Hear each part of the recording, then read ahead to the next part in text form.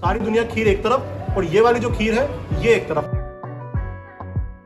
बॉलीवुड की iconic actress Madhubala जी हैं। मधुबाला जी यहीं इसी बिल्डिंग में रहा करती थी, खीर उन्होंने खाई है।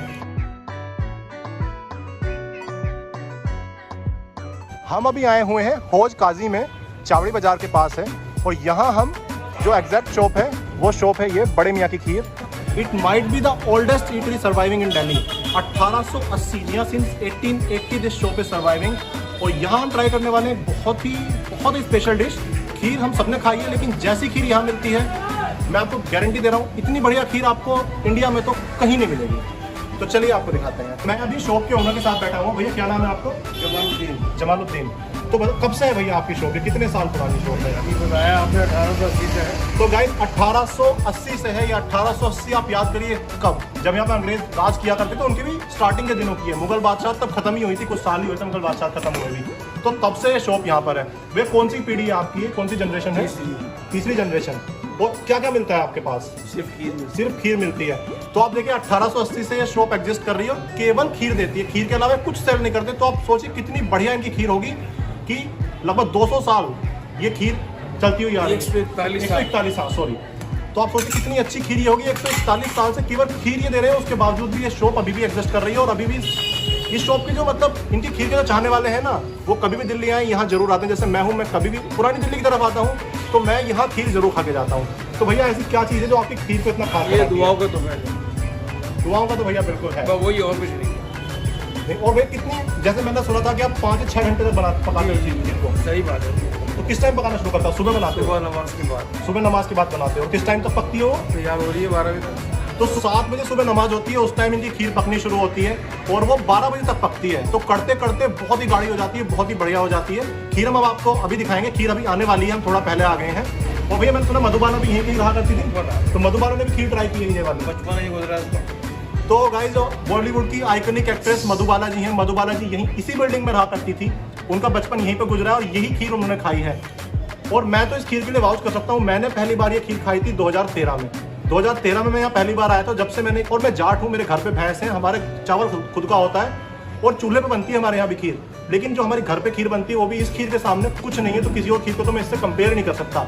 मतलब सारी दुनिया खीर एक तरफ और ये वाली जो खीर है ये एक तरफ। तो खीर आने वाली है, हम आपको दिखाते हैं क्या कैसी वो खीर दिखती है और क्या उसका टेस्ट है। तो ये हमारी खीर आ चुकी है, आप देखिए। पहले तो आप कलर देखिए, हल्का सा ब्राउनिश कलर है।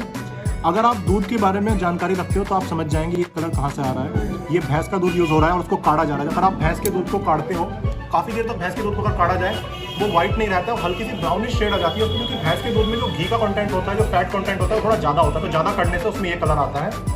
और आप एक बार थिकनेस देखो आप। और चावल आप देखो, चावल इतने पक चुके हैं इसके अंदर, क्योंकि ये 5-6 घंटे तक पकाई जाती है, कढ़ाई में काढ़ी जा रही होती है, कि चावल का नामो निशान नहीं बचा। और थिकनेस आप ये देखिए, थिकनेस इतनी थिक है ये खीर। This is the thickness of this kheer. और ये इतनी मोटी मलाई की लेयर है इसके ऊपर। तो ये इसके अंदर केवल दूध है, चीनी है, चावल है, और उसको 5 या 5.5 घंटे एटलीस्ट इन्होंने कढ़ाई में काढ़ा गया है लगातार। उसके बाद ये जो इसका टेक्सचर है, ये इतना सुपर थिक टेक्सचर आता है उसके बाद इस खीर का। तो अब इसको खाते हैं। और जैसा कि मैंने आपको पहले बताया, मैं तो इस खीर का दीवाना हूँ। मतलब मैंने इससे अच्छी खीर कभी लाइफ में खाई नहीं है कहीं पे भी। टेस्ट में थोड़ा आपको समझाने की कोशिश करता हूँ, टेस्ट है कैसा। क्रीमी टेक्सचर है इसका, बहुत ही क्रीमी। दिखने से आपको क्रीमी नहीं लग रहा होगा, लेकिन क्रीमी है। और मुंह के अंदर जाके घुल जाएगा, लेकिन खत्म नहीं होगा। आपको हल्का सा च्यू करना पड़ेगा, लेकिन च्यू आप कर नहीं पाओगे। तो इसे खाने का तो मतलब एक्सपीरियंस ही अलग होता है। अगर आपने कभी हारे वाला दूध पिया है, उससे हल्का फुल्का रिजेंबल करता है इसका टेस्ट। बट बाकी जितनी भी खीर है, आप किसी रेस्टोरेंट में खा लें, किसी ढाबे में खा लें, अपने घर पे बनवा के खा लें, ये वाला टेस्ट खीर में नहीं आ पाता है। मैंने इनफैक्ट घर पे बनाने की कोशिश भी की है। वो किसी के हाथ में भी जादू होता है। तो टेस्ट तो इसका, मतलब मेरे पास वर्ड्स नहीं है, इतना अच्छा टेस्ट है इसका। तो अगर आप कभी भी पुरानी दिल्ली की तरफ आ रहे हैं, चाहे आप दिल्ली में रहते हैं या इंडिया में कहीं भी रहते हैं, अगर आप कभी पुरानी दिल्ली की तरफ आ रहे हैं, आप एक बार हौज काजी आइए, ये खीर ट्राई कीजिए। और मैं आपको इस बात की गारंटी दे रहा हूँ, मेरी तरफ से गारंटी है कि ऐसी खीर आपने लाइफ में कभी खाई नहीं होगी। और इसका एक प्लेट का प्राइस है 40 रुपये। और ये खीर आपको इसलिए भी ट्राई करनी चाहिए क्योंकि ये जो रेसिपीज़ हैं, ये रेसिपीज़ ख़त्म हो जाएंगी कुछ दिनों में। आप सोचिए, खीर के दम पे इन्होंने 141 साल ये दुकान चला ली है। वरना लोग शॉप खोलते हैं 2-4 साल में बंद कर लेते हैं, 10 साल में बंद कर लेते हैं। 140 साल से शॉप चला रहे हैं केवल इस खीर के दम पर। तो कोई बात तो इस खीर में जरूर होगी, और ये अपनी तरह के अकेले हैं, इनकी तरह से कोई खीर नहीं बनाता है, ये टेस्ट खीर में कोई नहीं लाता है। और इन चीज़ों को अगर हम अप्रिशिएट नहीं करेंगे तो ये चीज़ें दुनिया से खत्म हो जाएंगी, कुछ सालों बाद हमें ये चीज़ें नहीं मिलेंगी।